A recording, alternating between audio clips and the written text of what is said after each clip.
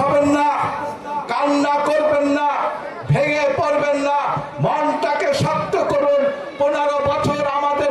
নেতা তারেক রহমানের নেতৃত্বে যেমনি আমরা নিজের জীবনকে বিসর্জন দিয়ে এই বাংলার মাটিকে আবার স্বাধীনতার স্বাদ দিয়েছি, এই বাংলার প্রতিটি নাগরিককে ভোটের অধিকার ফিরিয়ে দিয়েছি। ইনশাআল্লাহ আজকে আমি বলতে চাই,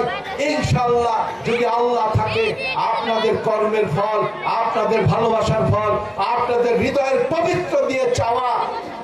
সেই চাওয়া বিফল হতে পারে না। আগামী 2-1 দিনের মধ্যেই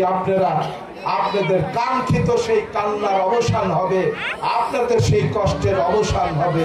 আমি সেই কথাটা বলে আল্লাহর উপর ভরসা রেখে আমি আপনাদের কাছ থেকে আজকে বিদায় নিতে চাই। বিদায় নেওয়ার আগে শুধু বলতে চাই, বিদায় নেওয়ার আগে বলে যেতে চাই, বিশেষ করে গত 15 বছর যেমনি এই 3টি উপজেলার প্রত্যেকটি মানুষের পাশে দুঃসময়ে দাঁড়ানোর চেষ্টা করেছি, আবারও আমি কথা দিয়ে যেতে চাই, এই 3টি এলাকার নদী ভাঙনকে যদি মহান আল্লাহ আপনাদের প্রতিনিধি হিসাবে আমাকে কাজ করার সুযোগ দেয়, যদি আমার নেতা জনাব তারেক রহমান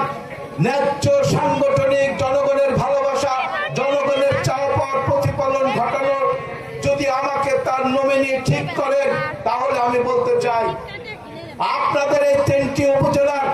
যে সবচেয়ে বড় সমস্যা, প্রতি বছর বন্যায় নদীতে আপনাদের সহায় সম্পদ ভেঙে নিয়ে যায়, আমি সেই নদী ভাঙাকে স্থায়ীভাবে বন্ধ করে এই নদীর চরাঞ্চলকে একটি আন্তর্জাতিক কেন্দ্র গড়ে তুলে আপনাদের ভাগ্যের পরিবর্তন ঘটাবো এবং আপনাদের